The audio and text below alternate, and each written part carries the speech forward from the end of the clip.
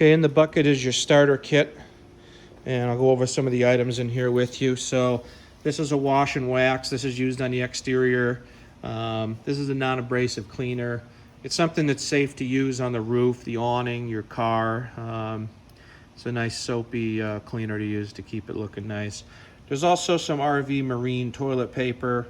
Now this paper is special for RVs because when it sits in your holding tank, it will dissolve, and that's to prevent clogging and to prevent fouling the sensor that tells you how much water's in the tank. So make sure you use RV marine paper when you're out camping.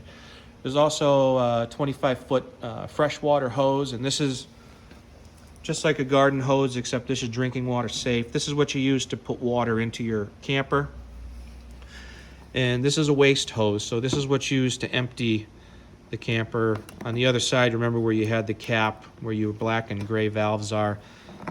You take the cap off, this screws on, the other end goes into the port in the ground. This is the electric adapter. This goes on the end of the cord, and this converts from a camper plug, which is a 30 amp, down to a 15 amp, so you can plug this in at home or with an extension cord if you need to. Inside this bag are 4 pouches or 3 pouches of the chemical for the toilet.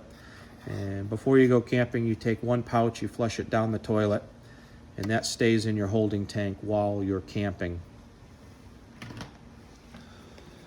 The last item is the water pressure regulator. This screws on to the faucet at the campground before you connect your hose.